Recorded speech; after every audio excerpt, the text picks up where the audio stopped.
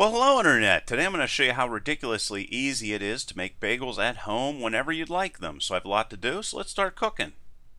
So this is all you're going to need if you want to make plain bagels at home. 1/4 cup of water, 1 teaspoon of yeast, 1 tablespoon of sugar, and then 3 tablespoons of sugar later whenever we boil the bagels, 3½ cups of white flour, and 2 teaspoons of salt. That is it.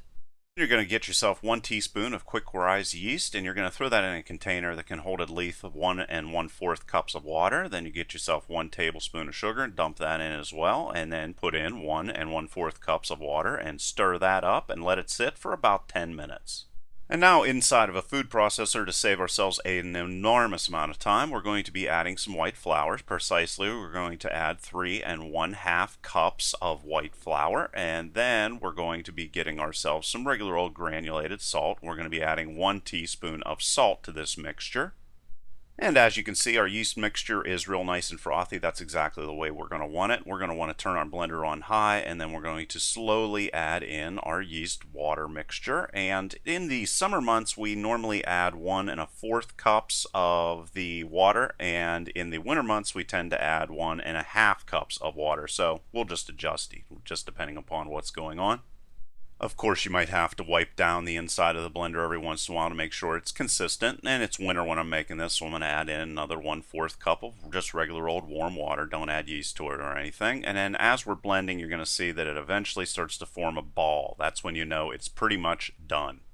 Now that it has formed a ball, I'm going to take some flour and put it on a clean surface, and I'm going to scoop out all of the dough onto this, and there's going to be a very minimal amount of kneading. You can see exactly what I'm doing here. I'm going to put some flour on my hand so it doesn't stick, and I'm going to roll it a bit, and this is the basic kneading process. If you don't have a food processor, you'd have to do this whole entire thing by hand, and whenever you can touch it and it doesn't stick, it is ready. Then I'm going to get myself a big giant pot, and I'm going to throw it inside of there and cover it with a warm damp cloth and let it sit for an hour. And after 1 hour, I'm going to dump it out of my pot. I didn't have any oil in there, by the way, if you were wondering. And then I'm going to cut it up into 8 pieces. You could divide it up into 6 if you want big bagels, or 16 if you want little bagels, but I use 8, and that seems to work good for me and my kids. And I'm going to take the tip, tuck it underneath, and put a hole in the middle of it, and then put it on a pan that has parchment paper on it, and let it sit for about 15 minutes covered with a damp cloth.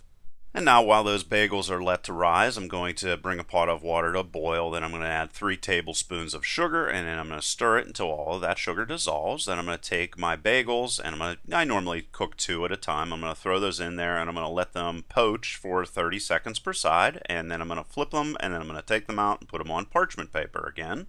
And then after all of them on the parchment paper, I'm going to go and mix a 50-50 mix of either egg white and water, or egg substitute water, or egg beaters and water, and I'm going to put that on top of them. I'm going to cook these bagels at 350 degrees for 25 to 30 minutes until golden brown, and that's it. You got homemade bagels. So please leave your questions and comments below. Otherwise, till next time.